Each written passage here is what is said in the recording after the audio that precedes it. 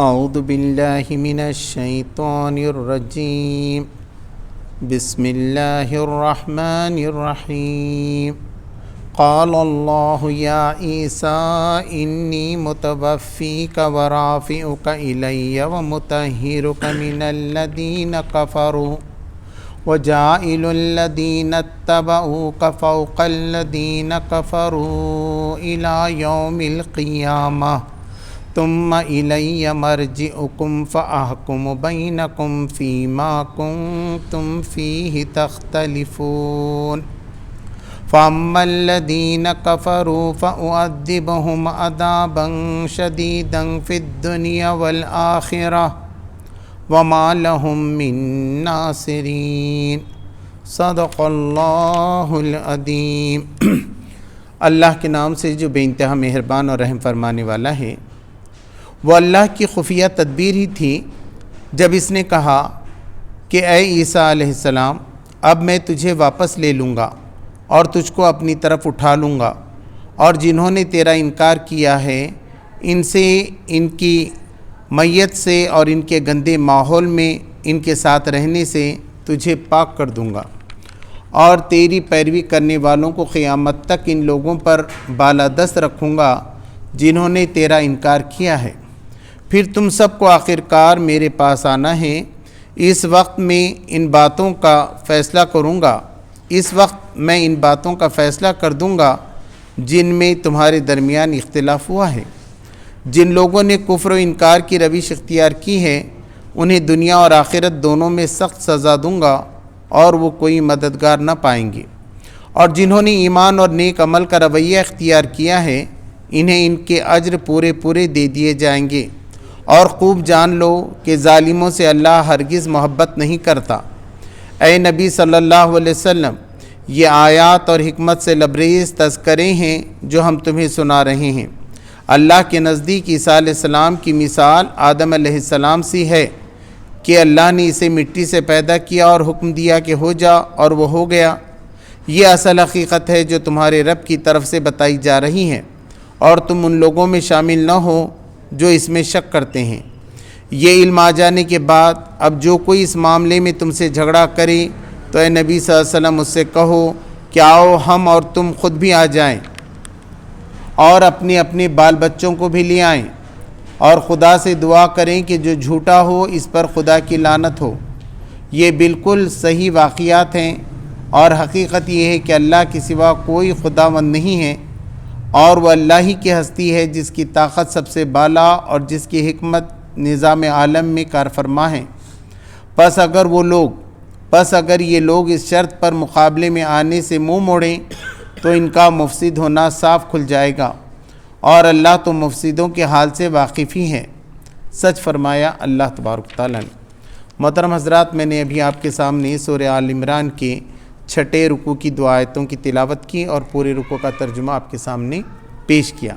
اس سے پہلے ہم دیکھ چکے ہیں کہ مریم علیہ السلام کے پاس فرشتے آئے اور انہوں نے کہا کہ ہم ایک روح پھونک رہے ہیں اور تمہیں ایک ایسا بچہ ہونے والا ہے جو بنی اسرائیل کے لیے نبی بنے گا، اور وہ اس کی وضاحت پچھلے رکوع میں ہو چکی تھی۔ اب نجران کا وفد آیا ہوا تھا اور وہ سب عیسائی تھے۔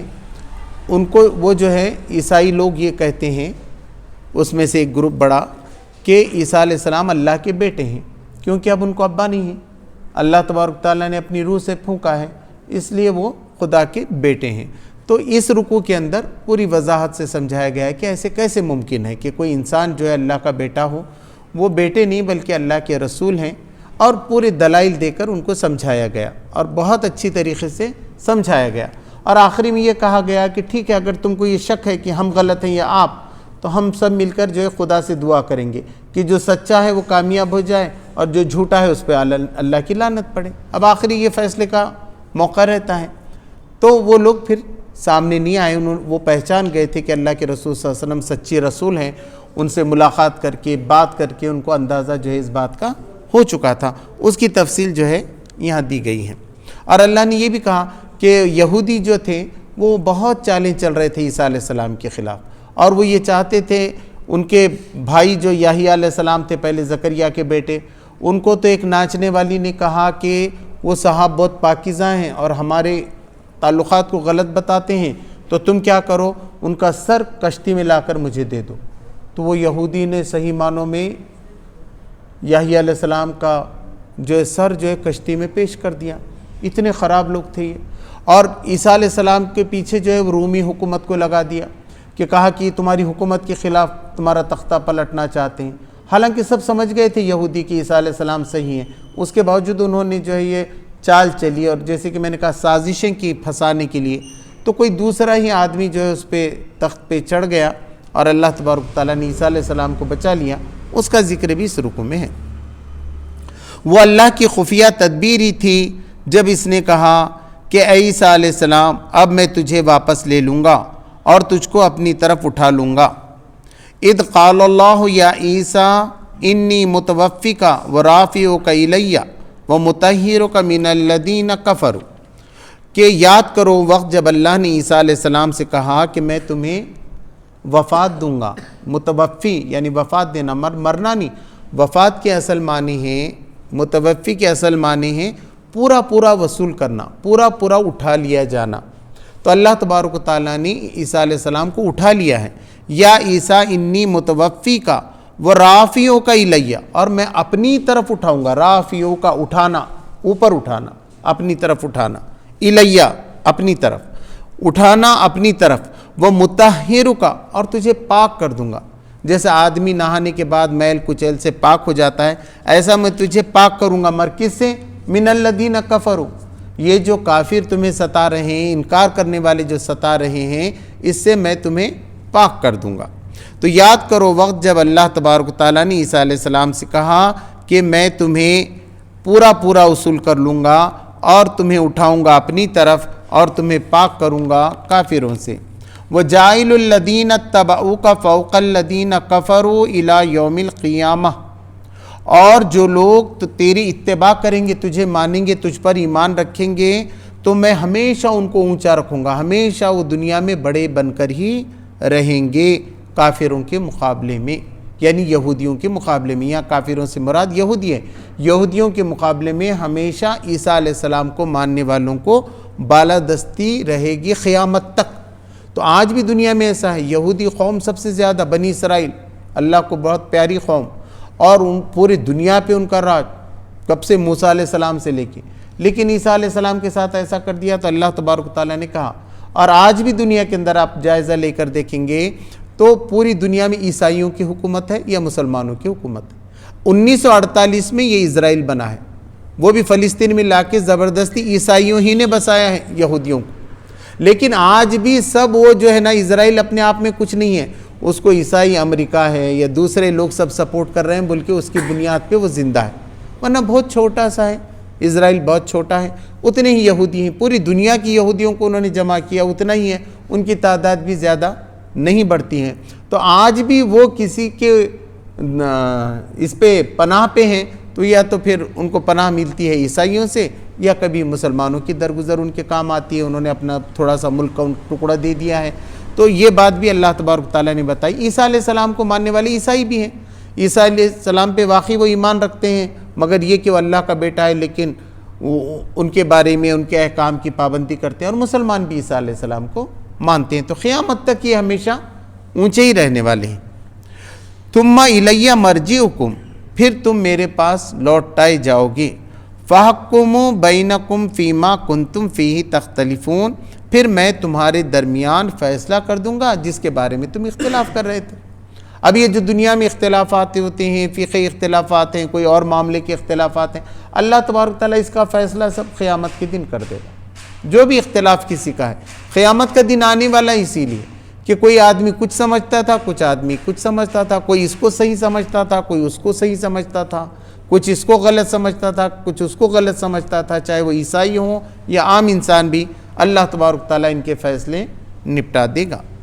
فَأَمَّا الَّذِينَ كَفَرُوا فَيُعَذِّبُهُمْ عَذَابًا شَدِيدًا فِي الدُّنْيَا وَالْآخِرَةِ، اور جو لوگ کفر کر رہے ہیں میں انہیں عذاب دوں گا، سخت عذاب، میں انہیں عذاب دوں گا، سخت عذاب، دنیا میں بھی اور آخرت میں۔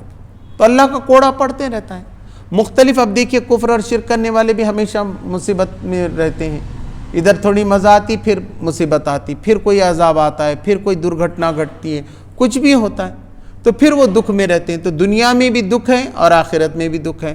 تو جو لوگ بھی ایسا کریں گے، انکار کریں گے، تو ان کے لیے دنیا میں بھی ہے اور آخرت کا عذاب تو بہت سخت ہے۔ وَمَا لَهُم مِّن نَاصِرِينَ، اور ان کا کوئی مددگار نہیں ہوگا۔ اللہ کے سوا کون ہے بچانے والا؟ تم آج ان کو مان رہے ہیں، ان کو، اب عیسیٰ علیہ السلام کو بھی مانے تو کیا عیسیٰ علیہ السلام بچا سکتے قیامت کے دن؟ نہیں بچا سکتا، کوئی فرشتے بھی نہیں بچا سکتے، اللہ یہ کہ اللہ تبارک و تعالیٰ چاہے، اللہ ان کو سفارش کرنے کا حق دے۔ تو صرف واحد ذات ہے، اس لیے اسی کا ذکر کرنا ہے، اسی کی حمد کرنا ہے۔ کیوں کرنا ہے؟ تو اسی نے بنایا، زمین بنائی جس پہ ہم چل رہے ہیں، اسی کی بنائی ہوئی ہوا سے ہم سانس لے رہے ہیں، اسی کی دی ہوئی روشنی کو استعمال کر رہے ہیں، ہم ہر چیز اس کی استعمال کر رہے ہیں۔ اسی نے ہماری آنکھیں بنائی، دماغ دیا، رشتہ دار دیے، ملک دیا، سب دیا۔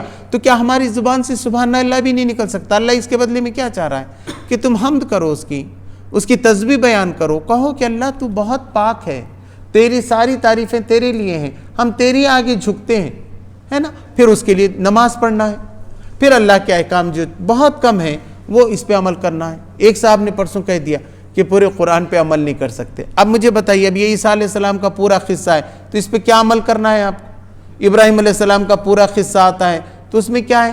وہ تو آپ کے دل کو مضبوط کرتا ہے۔ اس کے بعد تھوڑی سی خالی احکام رہتے ہیں کہ تم نماز پڑھو، تم اللہ کی عبادت کرو، تم پڑوسیوں کے حقوق ادا کرو، تم ماں باپ کی خدمت کرو، ہے نا، تم اور انسانوں کی مدد کرو، بس تھوڑے سے احکام ہیں جو دیے گئے ہیں۔ وَأَمَّا الَّذِينَ آمَنُوا وَعَمِلُوا الصَّالِحَاتِ فَيُوَفِّيهِمْ أُجُورَهُمْ، اور جو لوگ ایمان لائیں اور اچھے اور نیک اعمال کریں تو ہم پورا بدلہ ان کا چکا دیں گے۔ وصول کرنا یہاں بھی یہ ہے، یوفیہم، ہم ان کو چکا دیں گے۔ اب مومن جو ہے وہ وصول کریں گے اپنا اجر، اپنا بدلہ، یوفیہم اجورہم، ہم ان کا پورا بدلہ ان کو دے دیں گے، ذرا بھی نہیں رکھیں گے۔ جو بھی ایمان رائی کے دانے کے برابر بھی کر کے لائے، کسی سے اچھی بات کر لیا، اتنا ہے کہ سمجھو وہ جوتا مسجد میں اوپر سے پھینکنے کی جگہ پہ اس نے نیچے سے پھینکا کہ مسجد کا ادب ہے، ایسا آواز کا سا پھٹ پھٹ پھٹ، ہے نا، اچھی بات نہیں ہے۔ اس نے کیا کہ نیچے جوتا کر کے ڈال دیا، یہ عمل کا ثواب بھی اس کو اجر ملے گا۔ اللہ کے رسول نے کہا تھوکنا نہیں ہے مسجد میں، کوئی گندگی نہیں ہے، اور کوئی گندگی تھی اس نے اپنے ہاتھ سے صاف کر دیا یا اپنے دستی سے صاف کر لیا، اس کے لیے بھی بڑا اجر ہے۔ تو چھوٹی چیزیں، راستے میں کا پتھر آپ نے ہٹا دیا، کسی کی مدد کی، کسی کو راستہ بتا دیا، کسی کو صحیح مشورہ، بیٹھے مسکرا دیا کسی کو دیکھ کے، اچھی بات کی، تو یہ جو بھی نیکی ہوگی اس کا پورا بدلہ اللہ تبارک و تعالیٰ دے گا، بڑے نیکیوں کا بھی اور بالکل چھوٹی باریک نیکیوں کا بھی۔ واللہ لا یحب الظالمین، اللہ تبارک تعالیٰ ظلم کرنے والوں کو، بے انصاف لوگوں کو، ہے نا، ظلم کرنا، جس کا جو حق ہے اسے نہ دینا، یہ ظالم، اس کا حق اس کو مل جائے، اس کے ساتھ اس کو برابر مل جائے۔ اب اگر ایسا کوئی نہیں کرے گا اور ظلم کرے گا تو اللہ تبارک تعالیٰ ایسے لوگوں کو پسند نہیں کرتا، ایسے لوگوں سے محبت نہیں رکھتا۔ یحب الظالمین۔ ذالک نتلوہ علیک من الآیات والذکر الحکیم، اور ہم یہ پڑھ کر سنا رہے ہیں تم کو ہماری آیات، ہم یہ نشانیاں ہیں، ایک آیت کا ایک نشانی ہے، یہ اس پہ اگر تم غور و فکر کرو تو اس میں تمہارے لیے زندگی ہے، والذکر الحکیم، اور یاد دہانی ہے تمہارے لیے کہ تم پیدا کیے گئے ہو، پھر خدا کے پاس تم سے ملاقات، تمہاری زندگی موت سب خدا کے پاس ہے، کوئی بھی تم کو نقصان نہیں پہنچا سکتا، کوئی بھی تم کو فائدہ نہیں پہنچا سکتا۔ تو یہ یاد دہانی ہے، حکمت سے بھری بھی ہے۔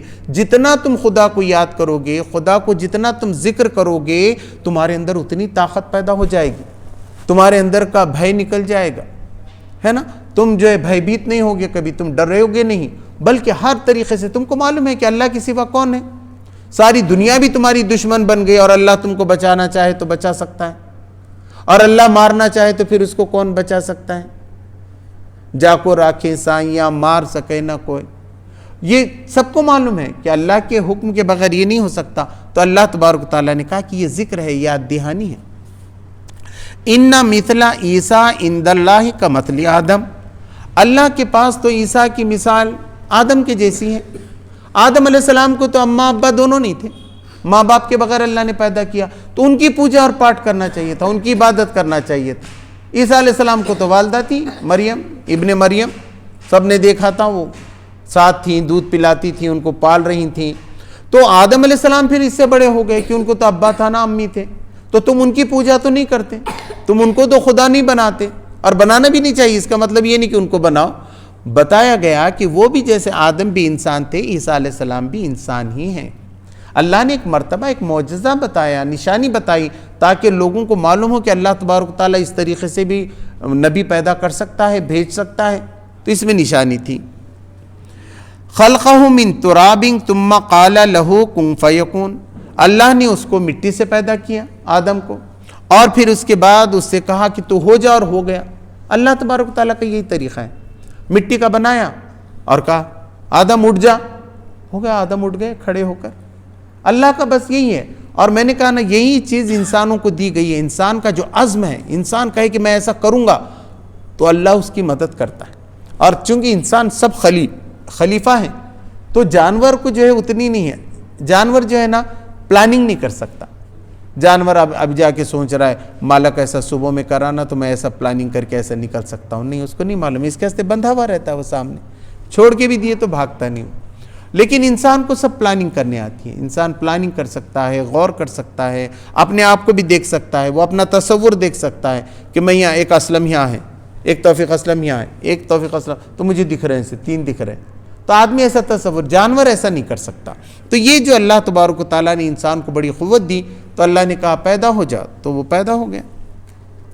الحق من ربک فلا تکن من الممترین، اور یہ سب حق ہے، یہ جو باتیں بتائی جا رہی ہیں قرآن مجید میں بالکل حق، تم کو کوئی ہسٹورین نہیں بتا سکتا۔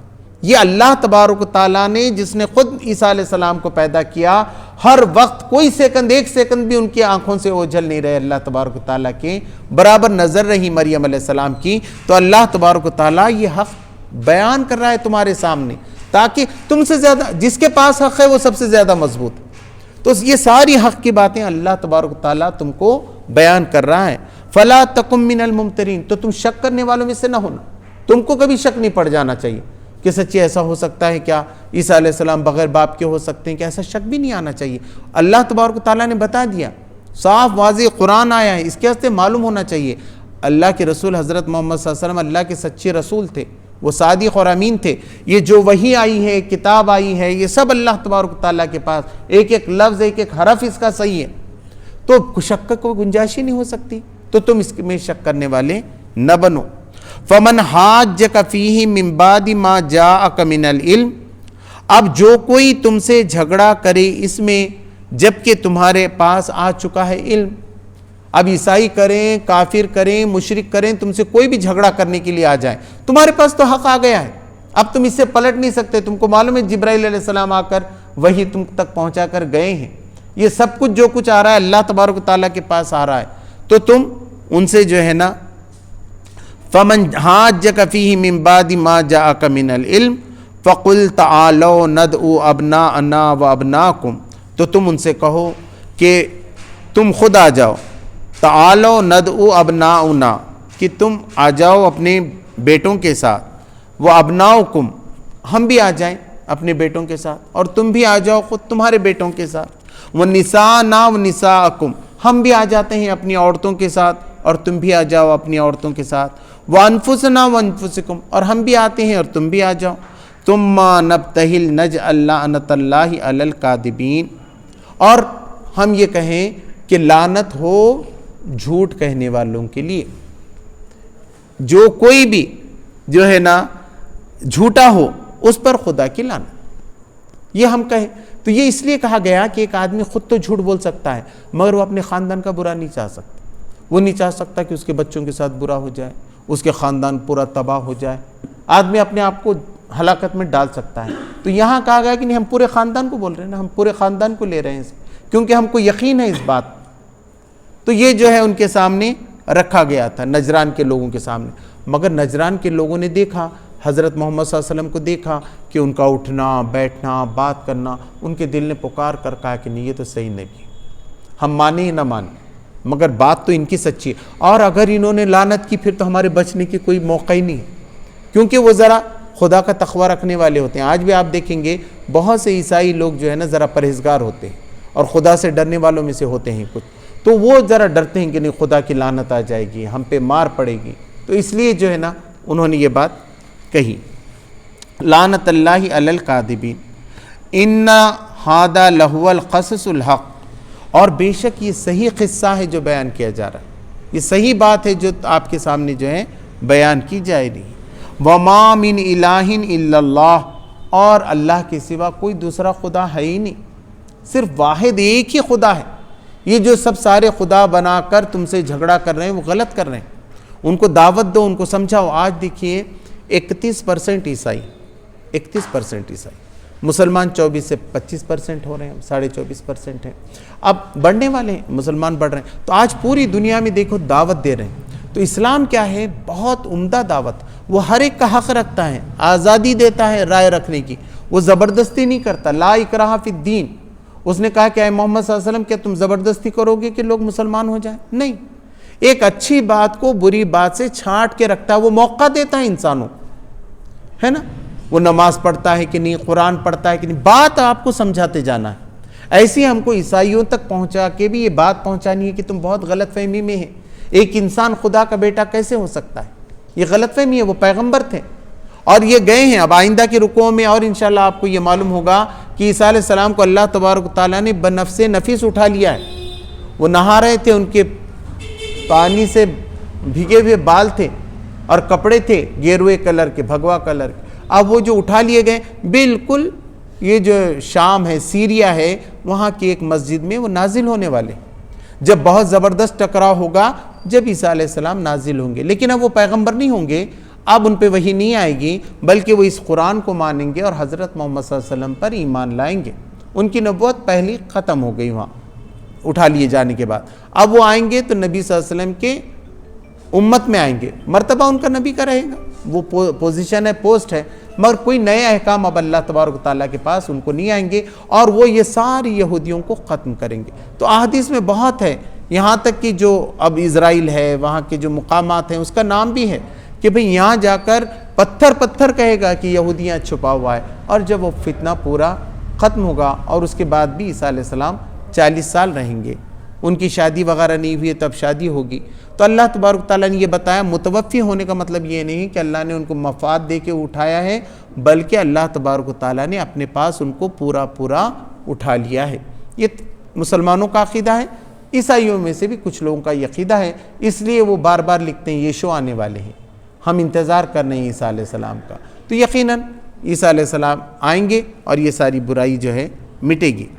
ان ھذا لہو القصص الحق وما من الہ الا اللہ وان اللہ لہو العزیز الحکیم، اور بے شک اللہ تبارک و تعالیٰ ہی زبردست ہے اور حکمت والا ہے. وَإِن تَوَلَّوْا فَإِنَّ اللَّهَ عَلِيمٌ بِالْمُفْسِدِينَ، اور اگر اب یہ پیٹھ پھیرے، یہ سب بات معلوم ہونے کے باوجود وہ پیٹھ پھیر دیں، تو یہ جان رکھو کہ فَإِنَّ اللَّهَ عَلِيمٌ بِالْمُفْسِدِينَ، کہ اللہ تبارک و تعالیٰ جو ہے وہ پسند نہیں کرتا فساد پھیلانے والوں کے لیے. اب آگے کا رکوع ہے، تھوڑا سا وقت ہے، ایک آیت لے سکتے ہیں ہم.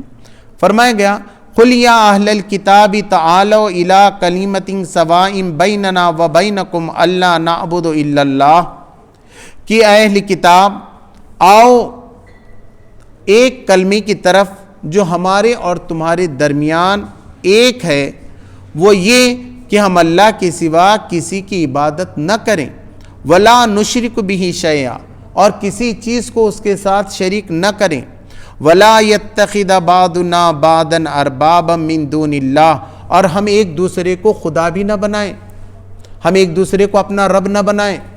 رب یہ ہے کہ جیسا ایک صاحب نے کہا، میں نے کہا کہ انہوں نے کہا کہ آپ پورے قرآن پہ تو عمل نہیں کر سکتے، لیکن میں 3 باتیں تم کو بتاتا ہوں. تو اب یہ انٹرفرنس کا کس نے دیا؟ خدا بن گئے، نبی ہیں. ایسا کوئی بول سکتا ہے آپ یہ نہیں کر سکتے، میں ذرا تم کو آسان کر کے دے دیتا ہوں؟ کوئی بول سکتا ہے ایسا؟ حلال حرام کرنا، دین پہ عمل کرنا، یہ خدا کا ہے. ہمارا کام کیا ہے؟ ہم بتانا کہ ہم اللہ نے کیا بتایا ہے. میں اپنی دل سے کیسے کوئی بات کہہ دوں کہ ایسا کرو آپ، اللہ تو بتایا تھا مگر اتنا کہاں کریں گے آپ، ہے نا؟ مطلب اللہ کو نہیں معلوم ہو رہا، اللہ سے زیادہ ہم کو سمجھ میں آ رہا ہے. تو یہ بالکل اس کو رب بنانا بولتے ہیں. تو انہوں نے کیا کر دیا؟ یہودیوں نے اپنی علماء کو رب بنا دیا تھا. ان کے علماء جو بول رہے تھے اس کو ہی وہ حلال اور حرام سمجھ رہے تھے، خود کتاب نہیں دیکھ رہے تھے. کتاب تو سب کے لیے آئی تھی، سب کے پڑھنے کے لیے آئی تھی، سمجھی تھی، مگر انہوں نے کیا کیا یہودیوں کے علماء نے؟ انہوں نے پڑھنے ہی نہیں دیا لوگوں، بات سمجھنے بھی نہیں دیا، تاکہ ان کی برتری باقی رہے اور عام لوگوں کے اندر پھیلا ہی نہیں دین۔ تو لوگ جو ہے پھر ان کے ماتحت ہو گئے، تو نتیجہ یہ ہو گیا کہ ان کی قیمت حکمرانوں کے پاس بھی بڑھ گئی۔ اب حکمراں اور پریسٹ مل کر جو ہے نا ساری عوام کو لوٹنے لگے۔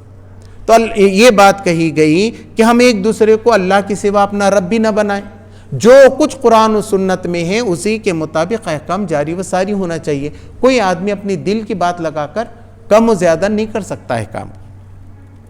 فَإِن تَوَلَّوْا فَقُلِ اشْهَدُوا بِأَنَّا مُسْلِمُونَ، اور اگر اس کے باوجود وہ منہ پھیریں، نہ آئیں اس کلمے کی طرف کہ خدا کے سوا ہم کسی کی عبادت کریں گے اور شرک نہ کریں گے، اس بات پر وہ نہ آئیں تو کہو کہ تم گواہ رہو، ہم تو اطاعت و فرمانبردار کرنے والوں میں سے ہیں، ہم تو مسلمان، ہم تو اللہ کی بات مانیں گے، ہم تو قرآن میں جو حلال حرام ہے اس کو مانیں گے، اللہ کے رسول صلی اللہ علیہ وسلم نے جو حلال حرام بتایا ہے اس کو ہم مانیں گے، کیونکہ اللہ کے رسول صلی اللہ علیہ وسلم نے بھی احادیث کے ذریعے خدا ہی کے احکام کو ہمارے سامنے رکھا ہے، اپنے دل سے کوئی چیز نہیں ملائی ہے حضور صلی اللہ علیہ وسلم نے۔ جب حضور صلی اللہ علیہ وسلم نے نہیں ملائی، قرآن میں دوسرے جگہ کہا گیا فرشتوں سے اگر ہم میں سے بھی کوئی کہے گا کہ ہم خدا ہیں، ہم بھی کچھ کر لیتے ہیں انٹرفیئر، تو کہا کہ اس کا ٹھکانہ جہنم ہے۔ یہ بہت نازک مقام ہوتا ہے، قرآن کا بیان کرنا، اللہ کے احکام بیان کرنا، یہ نازک مسئلہ ہے، آدمی اپنی دل کی بات نہیں کہہ سکتا ہے۔ ہم بھی جو آپ کے سامنے پیش کرتے ہیں مفسرین کی یہ چیزیں پڑھ کر آتے ہیں، اس کے بعد آپ کے سامنے یہ باتوں کو رکھنے کی کوشش کرتے ہیں۔ اللہ تبارک تعالیٰ سے دعا ہے کہ مجھے آپ کو نیک عمل کی توفیق عطا فرمائے۔ ربنا آتنا فی الدنیا حسنۃ وفی الآخرۃ حسنۃ وقنا عذاب النار۔ سبحان ربک رب العزۃ عما یصفون وسلام علی المرسلین والحمد للہ۔ 1 منٹ ذرا ٹھہر جائیے کہ میں یہ چاہ رہا تھا کہ آپ لوگ سن تو رہے ہیں الحمدللہ، لیکن ہم کو قرآن کی کوئی چیز معلوم ہونا چاہیے روز، ہے نا؟ میں نے سوچا ایک ایک لفظ ہم یاد کرتے ہیں، جیسا ہم قرآن میں پڑھتے ہیں سب سے پہلے اعوذ باللہ، اعوذ باللہ، تو اس کا مطلب کیا ہے؟ میں پناہ لیتا ہوں اللہ کی، میں پناہ میں آتا ہوں، مطلب بارش پڑ رہی سمجھو تو ہم چھت کے نیچے آ گئے تو کیا ہو گیا؟ ہم بچ گئے۔ تو شیطان سے بچنے کے لیے کہاں آئیں گے؟ ہم اللہ کی پناہ لیں گے۔ تو آج یہ لفظ ہم یاد کر لیں گے، ہے نا؟ تو میں پڑھوں گا، آپ اس کو دوہرا دیجئے 3-4 بار، پھر جب آپ کو یاد رہے جہاں بھی آپ پڑھیں تو سمجھ کے اس کو پڑھیے۔ اعوذ باللہ، میں اللہ کی پناہ لیتا ہوں، اعوذ باللہ، میں اللہ کی پناہ لیتا ہوں، اعوذ باللہ، میں اللہ کی پناہ لیتا ہوں، اعوذ باللہ، میں اللہ کی پناہ لیتا ہوں، اعوذ باللہ، میں اللہ کی پناہ لیتا ہوں۔ تو جب بھی آپ پڑھیں اعوذ باللہ تو آپ سمجھ جائیں، اس وقت آپ کو ٹرانسلیشن معلوم ہونا چاہیے کہ ہم پناہ مانگ رہے ہیں اللہ کی، میں پناہ لیتا ہوں اللہ کی، میں پناہ میں آتا ہوں اللہ کی، یہ بھی ہو سکتا ہے۔ ٹھیک ہے، جزاک اللہ۔